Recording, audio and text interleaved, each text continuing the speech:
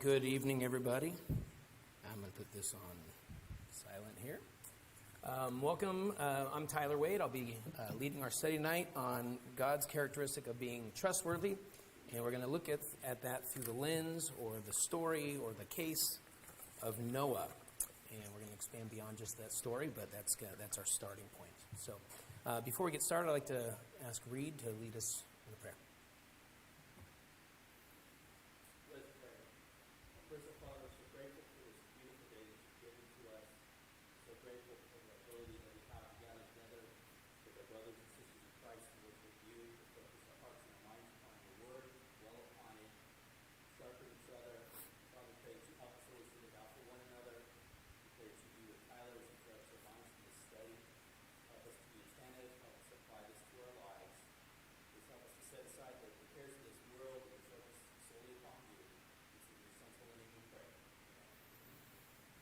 Amen. All right. Thank you so much, Reed. Appreciate that. Let's. Tonight, as you saw, God is trustworthy. I don't know about you, but some of you may have been a little bit triggered by the image up there on the screen, right? It's taken on a new meaning for many of us. But tonight is about what the rainbow really represents. It's not just about that, of course, but it's about God's covenant, His promises, what we can trust, and what we can know about Him. And we're going to look specifically through the story of Noah. And so every time I see a rainbow, I appreciate the reminder that God is trustworthy and that He always fulfills His promises. And that's what our young children are learning in their classrooms tonight as well. Our overall agenda for our session this evening, we're going to define what trustworthy is. We're going to look through the story of Noah. We're going to read some of that story. And then we are going to explore some of God's character and see what that tells us about God's character. So about the definition, I teach mostly government employees. My job is professional and workforce development, and a lot of my customers are government customers. And we teach a class called Completed Staff Work. And it looks a lot like, for those who work at Intel, it looks like a lot like Intel's kind of problem-solving method, same basic thing. And one time I asked the question, anybody here taking a completed staff work class, can you define what completed staff work is? And everything is quiet, and that's always frustrating. And so I asked the question, and it was quiet, and I kind of look around, and finally somebody raised their hand. They said, I think of it as staff work that's complete. And people kind of laughed. And I go, well, that's actually kind of true, right? We know what incomplete staff work looks like, and so this would be the opposite of that. Similar thing here. What is a good definition of trustworthy? It's worthy of trust. Of course, we want to understand that definition a little bit more clearly here. I don't know why that came up there, but one person, a blogger I read, called it being dependable without a doubt, and I kind of liked that as well. I wasn't planning on getting to that, but for some reason that bullet point's already up. Anyway, so before we get started, really into our definition, I don't get paid for this, but I want to talk to you about my Toyota. I'm a Toyota guy. I own 2 Toyotas now. I've kind of always been a Toyota guy. The few times I went away from Toyota, like buying an Audi, I regretted it. And I like Toyotas because they're dependable. One of the Toyotas I had died with 296,000 miles on it. And it didn't die. It was totaled. But what I like about them is every time I get in the car, it starts. There was that one time. So one day I was leaving a job. I went out in this gravel parking lot. I went to start my 1997 Toyota Avalon with 180,000 miles on it, and I went to start up, and it didn't start. It was pouring rain. I got out of my dress shoes and my dress pants, and I got soaked and sopping wet, and I wanted to get rid of that car really bad right then. But I knew, you know what, it's okay. One time in a decade is all right. And you know what, my Toyota's never failed me since. Right? So how quickly we might give up on something. And I know that's kind of a lame or silly example because we're talking about God tonight. But I really appreciate my Toyota because it's faithful. It's reliable. And all this, the word trustworthy is defined as, or the original word is pistos. And the definition of that is faithful or reliable. It's often used, the word trustworthy is used there. The word faithful is used there. The word believing is there. So as we're reading through, some of the passage we're going to be reading through, be looking for those words. But symbols mean a lot, and so I wanted to bring back the symbol of the rainbow, because that symbol is a symbol that God is trustworthy, that he is faithful, that we can rely on him, and we can rely on his promises. The theme for the young kids tonight in the back is that God always fulfills his promises. And as we'll see in a little bit here, that can actually cut both ways. I think we often think of it as in this very positive sense of all the good and wonderful things, and that's the way we do want to think about it. But the scripture is pretty clear that that cuts both ways, and I think we're going to see that a little bit tonight. Let me ask you, can we think of any, I'm talking here about Toyota Camrys or Avalons or Tundras or Siennas. I'm a Toyota guy, I said that, but can we think of any Bible examples? That can go both ways, maybe somebody unreliable or somebody reliable. Can we think of any Bible examples of reliable, trustworthy, faithful people? When you think of trustworthy, reliable, and no fair saying Noah, by the way, because we're going to say Noah in a second here, but can anybody think of any good examples? Yeah, Brian. Well, God told Satan when he considered Job. Yeah, that's an excellent one, and we're going to read a passage where Noah gets mentioned right along with Job, so I appreciate that. That's a good one. Yeah, Steve.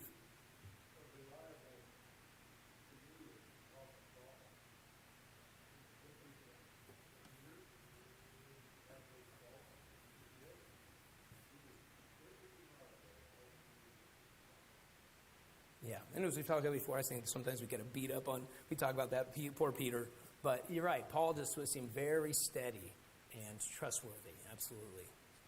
Rich. Yeah. What about Joseph? I thought you'd be more specific, but okay, I'll take it.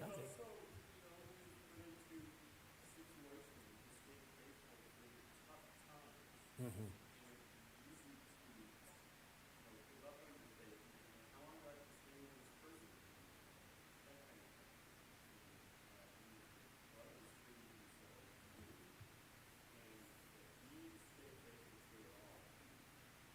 Thank you. Roy?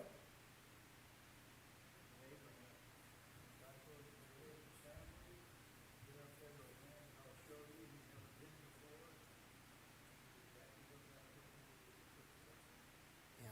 And I saw Grant and Ed's hands up. I appreciate the Abraham example. So one of the things I wrote down was an example of Abram not being faithful. So ironically, in Genesis 12, the first half of that chapter is God making his promises to Abram, and because of his faithfulness. And then Abram goes, and he goes to Pharaoh, and he lies because he's not trusting God.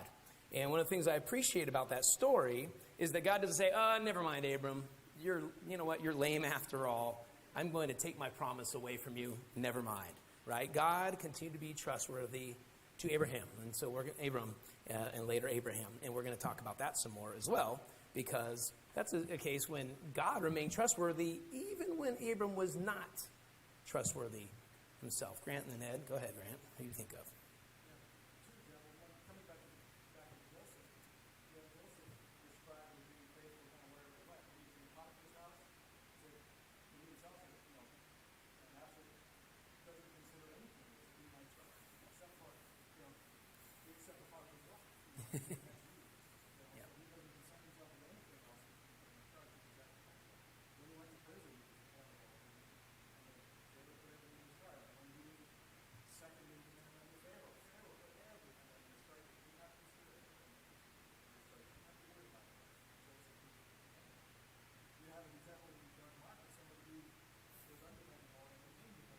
Mm-hmm.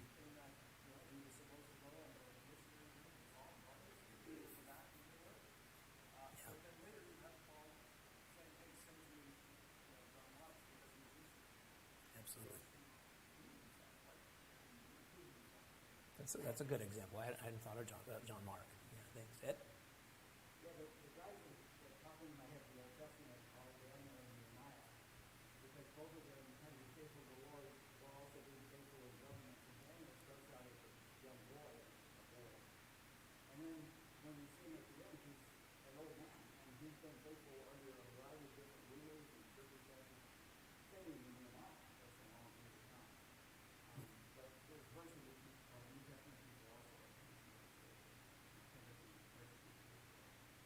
Absolutely. I see a hand. Okay, Jeff.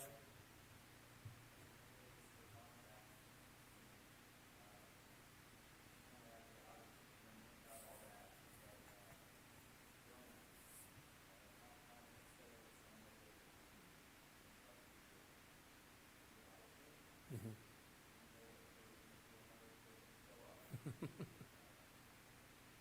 Yeah, yeah. Thanks. Mike?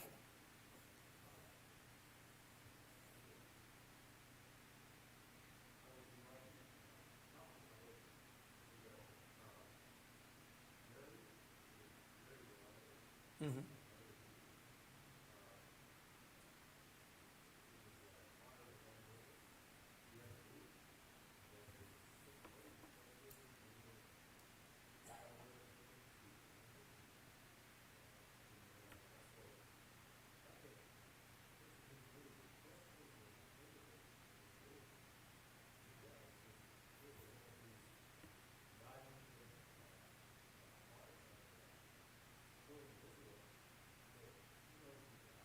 Yeah. Absolutely, because with Noah, we're going to hit Hebrews 11, and Rahab's in there also, isn't she? So, thank you. There's one more, I think. Did I miss one more? All right. Oh, yeah, Mike?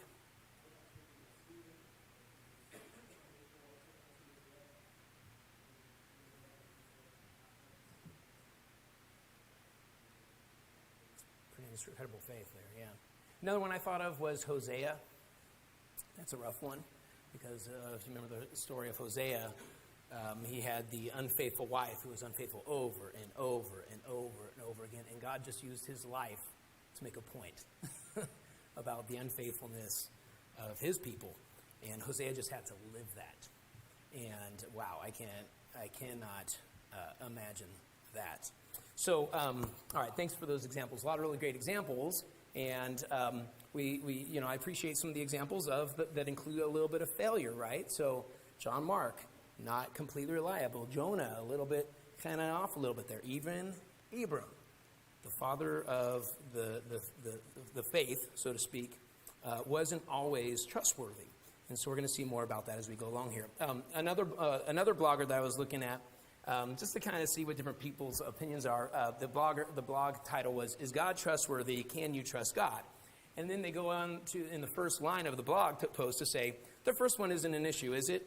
And then only talked about the fact that we need to trust God. But I actually think that this is actually a really big issue, and it's really critical for Christians to understand, and something we shouldn't just skip over, because if we can't trust God, then what's the point?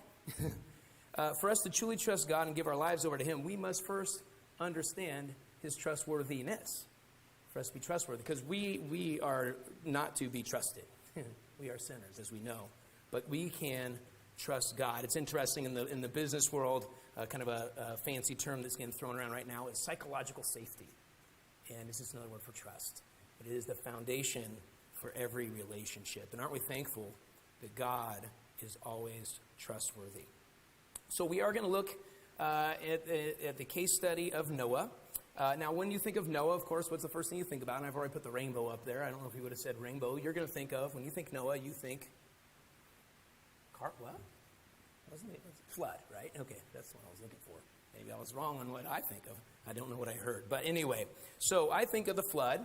And it's funny because when I think of the characteristic of being trustworthy, it's not, I just kind of think of the rainbow, and the rainbow represents the covenant, and God did what he said he would do, and he keeps his promises, right?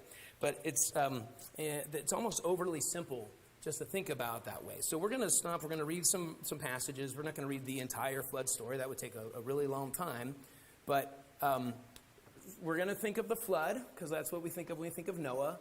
And then we're going to go look at some other passages in the Bible, what they say about Noah. And then we're going to see what we can learn about the character of God specifically, because what I never noticed before throughout the entire flood story, Noah never says a word. The story's not about Noah at all, right? Like I know that, but I never really thought about it that way before. So let's go ahead and turn to Genesis chapter 6, and we'll read verses 5 through chapter 7, verse 5. It's kind of the main flood story. Genesis chapter 6, verse 5. And I'll go ahead and read that. It says, "The Lord saw that the wickedness of man was great in the earth, and that every intention of the thoughts of his heart was only evil continually. And the Lord regretted that he had made man on the earth, and it grieved him to his heart. So the Lord said, I will blot out man whom I have created from the face of the land, man and animals and creeping things and birds of the heavens, for I am sorry that I have made them. But Noah found favor in the eyes of the Lord." These are the generations of Noah. Noah was a righteous man, blameless in his generation. Noah walked with God. And Noah had 3 sons, Shem, Ham, and Japheth. Now the earth was corrupt in God's sight, and the earth was filled with violence. And God saw the earth, and behold, it was corrupt, for all flesh had corrupted their way on the earth. And God said to Noah, I have determined to make an end of all flesh, for the earth is filled with violence through them. Behold, I will destroy them with the earth. Make yourself an ark of gopher wood, make rooms in the ark, and cover inside and out with pitch. This is how you are to make it. The length of the ark is 300 cubits, its breadth 50 cubits, and its height 30 cubits. Make a roof for the ark and finish it to a cubit above, and set the door of the ark in its side.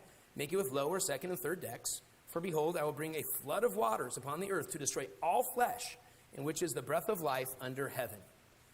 Everything that is on the earth shall die. But I will establish my covenant with you, and you shall come into the ark, you, your sons, your wife, and your sons' wives with you. And of every living thing of all flesh, you shall bring 2 of every sort in the ark to keep them alive with you. They shall be male and female. Of the birds according to their kinds, and of the animals according to their kinds, of every creeping thing of the ground according to its kind, 2 of every sort shall come into you to keep them alive. Also take with you every sort of food that is eaten, and store it up. It shall serve as food for you and for them. Noah did this. He did all that God commanded him. Then the Lord said to Noah, Go into the ark, you and all your household, for I have seen that you are righteous before me in this generation. Take with you 7 pairs of all clean animals, the male and his mate, and a pair of the animals that are not clean, the male and his mate, and 7 pairs of the birds of the heavens also, male and female, to keep their offspring alive on the face of the earth, face of all the earth. For in 7 days I will send rain on the earth, 40 days of 40 nights, and every living thing that I have made I will blot out from the face of the ground. And Noah did all that the Lord had commanded him. Any observations? Anything stick out for you? Just kind of looking at this passage. Let's go ahead and give all the details of the ark constructions. Maybe there's a reason for that. Yeah, Grandpa?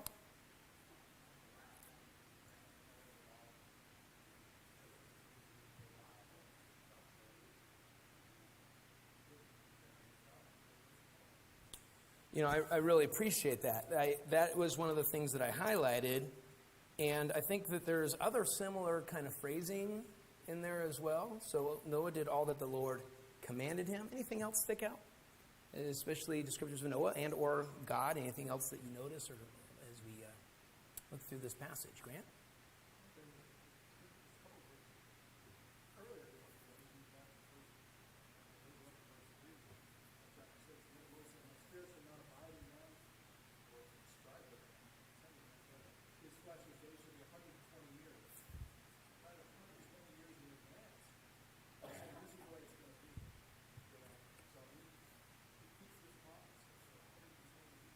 Yeah, I appreciate that. I did skip that, but that's a good reminder, right? So Noah is told this, and 120 years later is when this is going to come to fruition. Sometimes we're a little impatient, aren't we? And maybe we need to remember that God will fulfill his promises, and he is reliable, and trust that, right? He is trustworthy. Yeah, thanks. Mike, go ahead.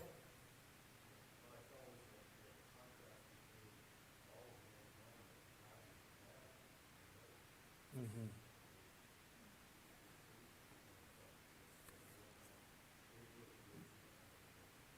Found favor. In verse 9, it says he was a righteous man. He was blameless in his generation, and that Noah walked with God. And also in verse 22, he did all that God commanded him. There was no word from Noah. We're not saying that Noah didn't respond to God or talk to God, but as I mentioned, Noah doesn't say anything until after the entire flood story is over. We're going to come back to that. Yes, Ed. The idea of being blameless is interesting. The word that's there is the word of being whole rather than heavy. And so in my mind, I like to think of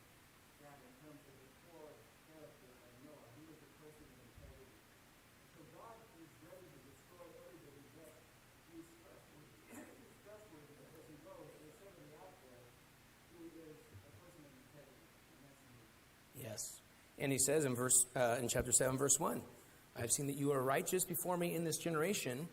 And he says that 120 years after the previous time he had said it, it said that he found favor in God's eyes. Let me ask you something. It sounds like Noah's a pretty trustworthy guy, right? He's faithful, he's righteous, he found favor, he did all was commanded. Why did Noah trust God? I was trying to find that. And just like in this passage, it doesn't give us any particular, it doesn't say outright why God is trustworthy. What reason does Noah have to trust God when he says this to him? We might have to infer or maybe pull in from other parts of the Bible here.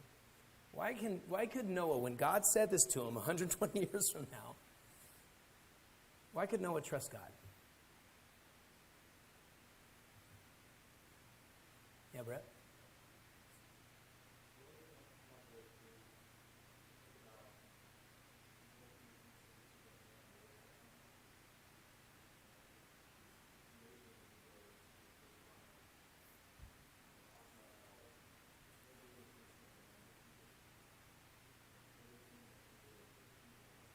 Mm-hmm.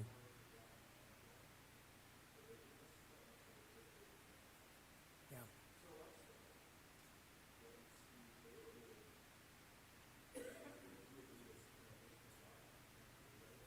Mm-hmm. Mm-hmm. Yeah.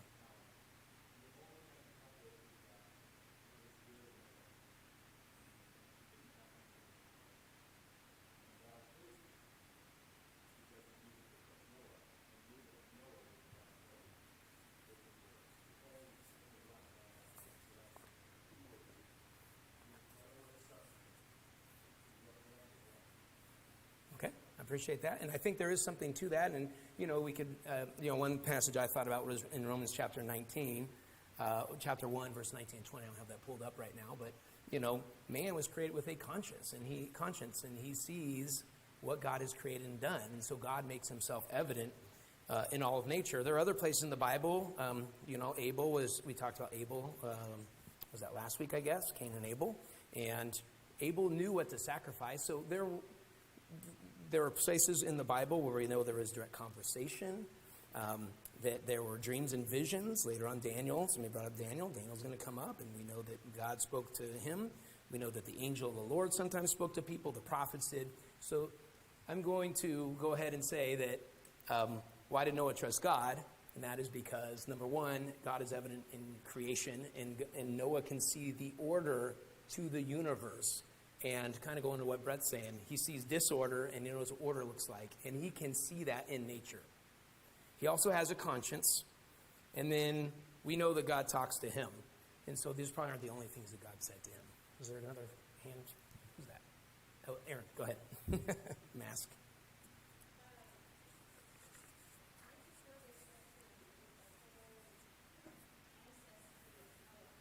Mm-hmm.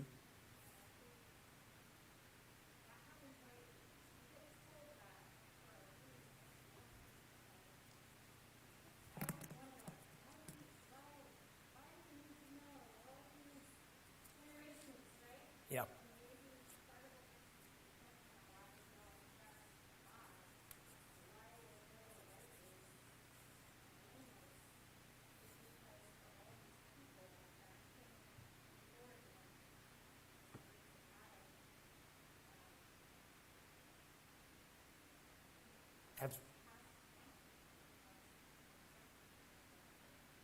Absolutely, right? His great-grandfather Enoch, who great-great-grandfather, who was righteous, and also it was said of him that he also walked with God. So I just, we're really early in the Bible when we're in Genesis chapter 5 and 6, and here's Noah doing all these things that God commanded him, and finding favor in the eyes of God and all those things, and we know that Abel was able to do the same thing, and others. And so how do they know that? I think we can infer from other places. I just wanted to kind of answer that because that question occurred to me. Wait, hold on. Why is Noah just doing everything that God says to him? Well, we know it's by faith, but where did that come from? And I think it's for all the things that have been mentioned just now.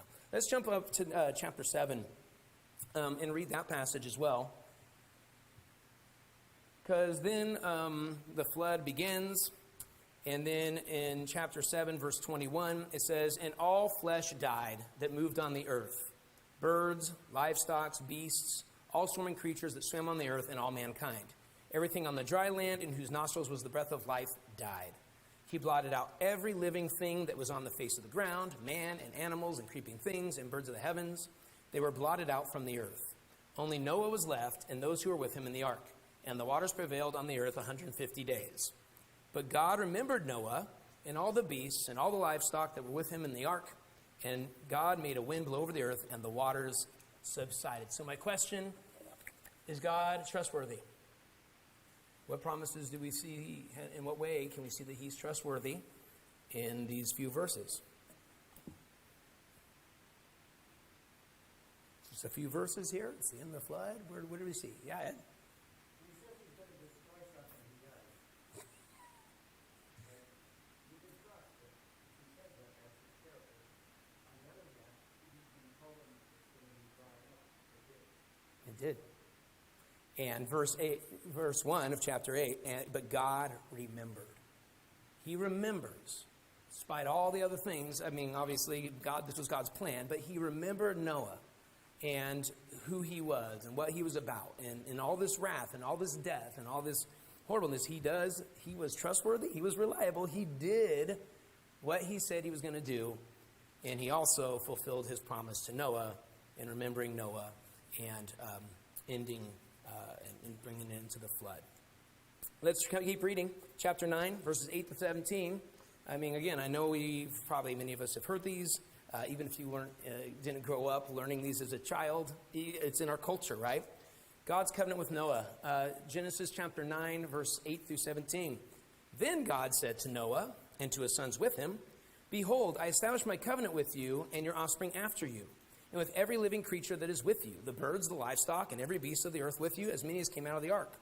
It is for every beast of the earth. I establish my covenant with you, that never again shall all flesh be cut off by the waters of the flood, and never again shall there be a flood to destroy the earth.' And God said, 'This is the sign of the covenant that I make between me and you and every living creature that is with you for all future generations. I have set my bow in the cloud, and it shall be a sign of the covenant between me and the earth. When I bring clouds over the earth, and the bow is seen in the clouds, I will remember my covenant that is between me and you and every living creature of all flesh. And the water shall never again become a flood to destroy all flesh. When the bow is in the clouds, I will see it and remember the everlasting covenant between God and every living creature of all flesh that is on the earth.' God said to Noah, 'This is the sign of the covenant that I have established between me and all flesh that is on the earth.'"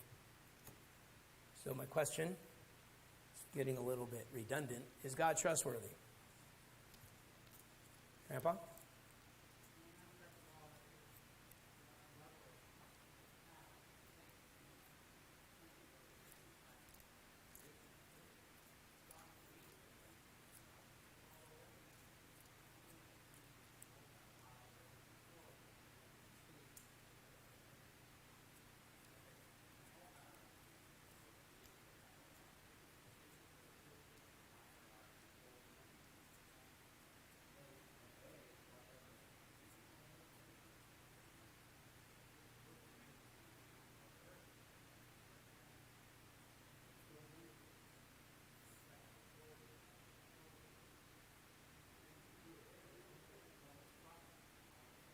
Absolutely. Okay. Randy? We're looking at more than 5,000 years of grace. Different floods, they don't destroy all flesh. Sometimes they happen. But it's still 5,000 years later. The science of the rainbow is when the sun comes out and the water in the air reduces the control of the sky. It's created the science that happen. It's still happening. So at least still today, God can trustworthy in his promises. And kind of with back to the comment from Brad earlier about the amount of sin. Every intention of man's heart was sin continually. I don't know that we're in the place where there are only 8 righteous people on all the earth. I mean, I sure hope not. But because that would be really bad for those of us in this room. But he has not come back and destroyed the earth, at least not with water, but he has made a promise about destruction to come, but not with water. So that's interesting. So God kept his promises. He has continued to keep his promise, as you pointed out, Randy. 5,000 years later, he still puts his bow up there as a reminder to him not to destroy the world, that he was promised not to destroy the world. Minor point here, I just wanted to bring this up in the story of Noah. As I point out, maybe you've thought about it before, I haven't, and so it's interesting to me. And that is, in chapter 9, Noah says something. It's the only thing that's recorded that Noah ever said. And it's that story where Noah's son sees him naked. Ham, I think it is, because I didn't write it down. Ham sees him naked, and then he kind of like laughs or mocks him or whatever it is. And then the other two sons come in and cover Noah up. And in verse 24, it says, when Noah woke from his wine and knew that his youngest son had done to him, he said, "Cursed be Canaan, a servant of servants shall he be to his brothers." He also said, "Blessed be the Lord, the God of Shem, and let Canaan be his servant. May God enlarge Japheth, and let him dwell in the tents of Shem, and let Canaan be his servant." I just want to bring up, the one time that Noah ever speaks is to pronounce this curse and this blessing. And depending on how you view that, and maybe others that are more learned than me could say more about this, but God did what Noah asked. And I just find it interesting that that's the one time he's recorded as speaking. And then it goes on, of course, and then we get genealogies. So this is where the kids' class ends.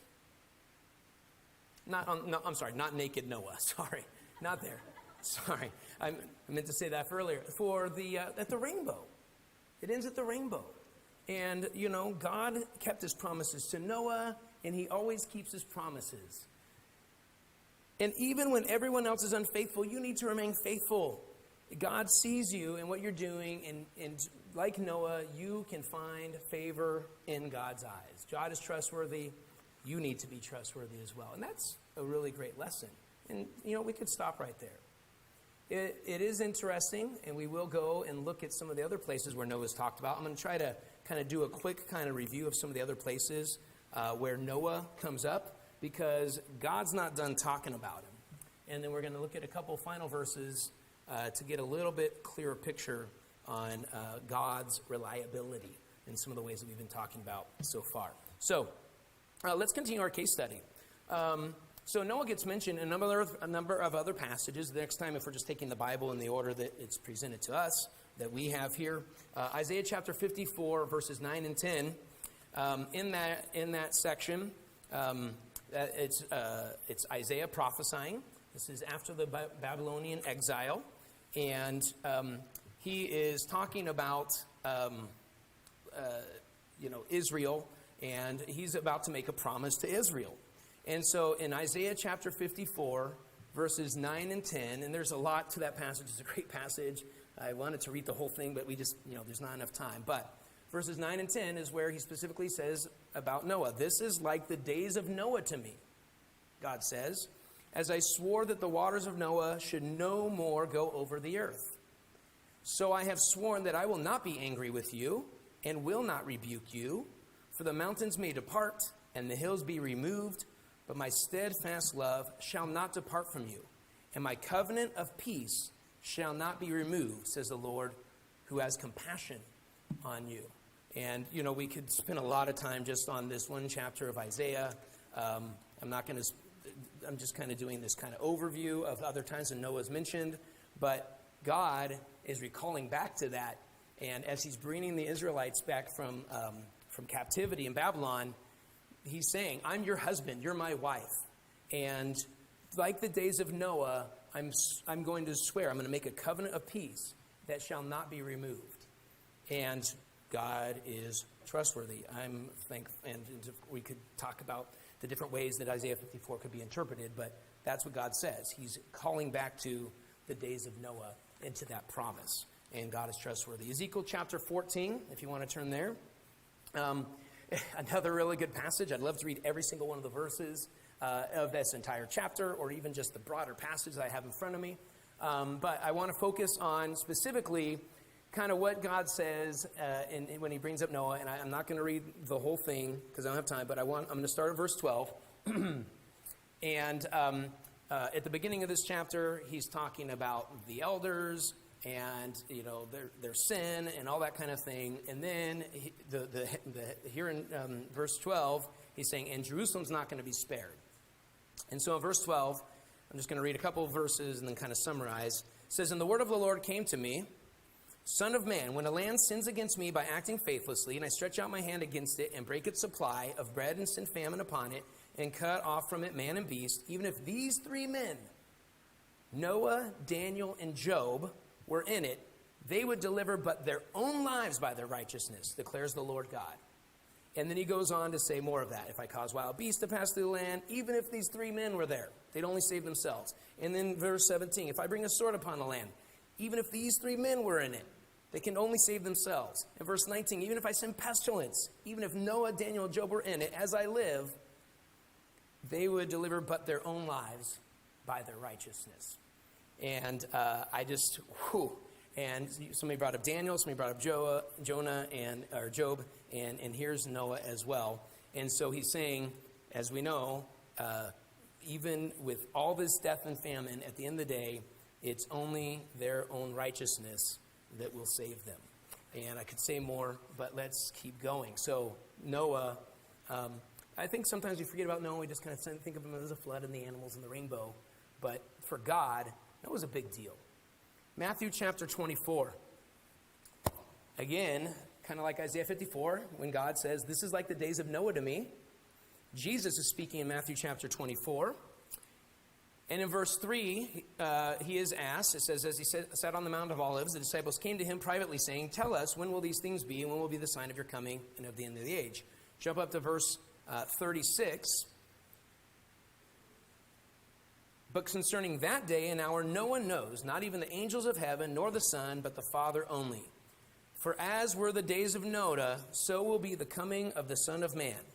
For as in those days before the flood, they were eating and drinking, marrying and giving in marriage, until the day when Noah entered the ark, and they were unaware until the flood came and swept them all away, so will be the coming of the Son of Man. And so he's again recalling back to Noah and to what was going on in those days.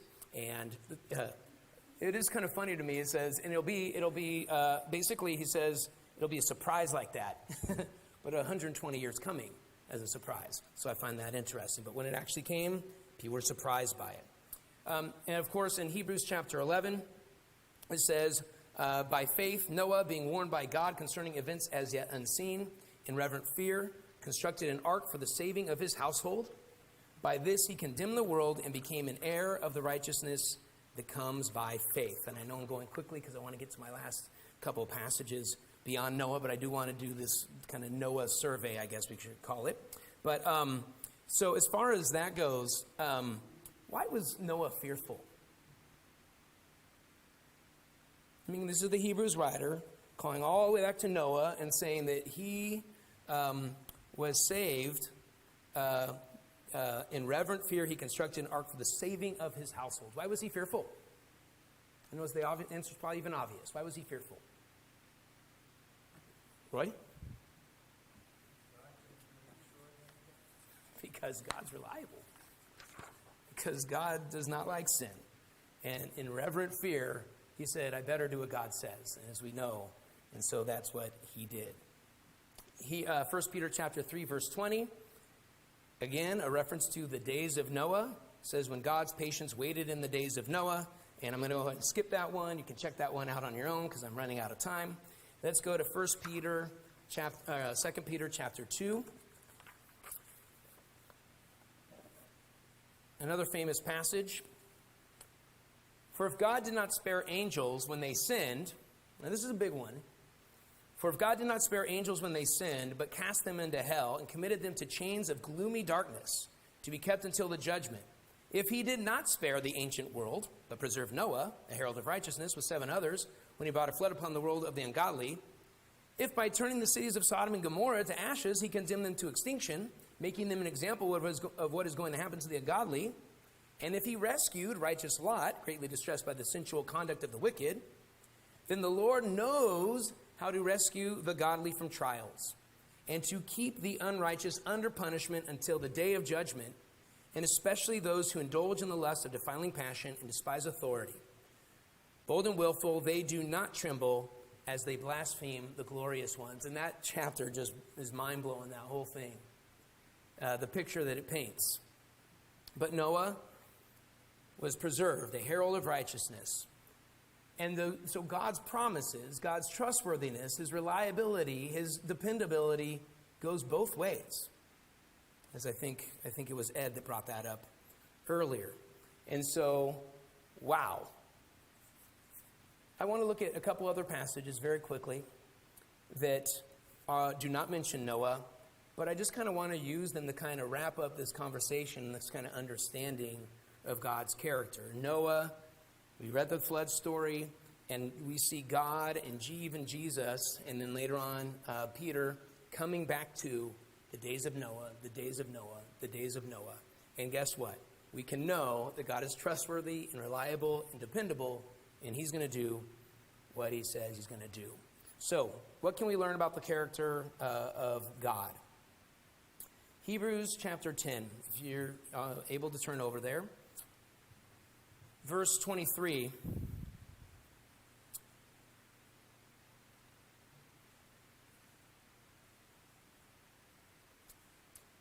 Let us hold fast the confession of our hope without wavering, for he who promised is faithful. And that's an important promise for those that are holding fast the confession of our hope. And let us consider how to stir up one another to love and good works, not neglecting to meet together, as is the habit of some, but encouraging one another, and all the more as you see the day drawing near. How encouraging. Verse 26. For if we go on sinning deliberately, after receiving the knowledge of the truth, there no longer remains a sacrifice for sins. It's a promise. But a fearful expectation of judgment and a fury of fire, not water, but a fury of fire that will consume the adversaries. Anyone who says, set aside the law of Moses, dies without mercy on the evidence of 2 or 3 witnesses. How much worse punishment, do you think, will be deserved by the one who has trampled underfoot the Son of God and has profaned the blood of the covenant by which he was sanctified, and has outraged the Spirit of grace? For we know him who said, vengeance is mine, I will repay. And again, the Lord will judge his people. It is a fearful thing to fall into the hands of the living God. Can we believe this promise? Is God trustworthy? He who promises faithful, and he remains faithful. In 2 Timothy chapter 2, Paul writes, the saying is trustworthy. For if we have died with him, we will also live with him. If we endure, we will also reign with him. Again, another promise. I think we've seen that God keeps his promises. Here's another promise. If we deny him, he also will deny us. If we are faithless, here's always the weird one. He remains faithful, for he cannot deny himself. What is his nature? What can we know about God's nature? What's that? He's trustworthy. He cannot deny himself. He is faithful. He is trustworthy. And so what's the difference? Just to be clear, if we deny God, he's going to deny us. But like Abram, when he was not trustworthy, God remained trustworthy. God continued to hold the promise that he made to Abram and others. If we are faithless, can we believe God's promise to remain faithful? To be trustworthy? Like Hosea to his wife, despite her faithlessness. God cannot deny himself. He's always there, and he's waiting, and his steadfast love endures forever. It is 7:45. I'm going to encourage you to read Psalm 136 tonight if you can. because it gives a great view of all of history, beginning with Genesis and ending up with us today. And it says over and over and again, his steadfast love endures forever, and it's such an encouragement. And thank you very much for your time and your attention tonight. Thanks, everybody.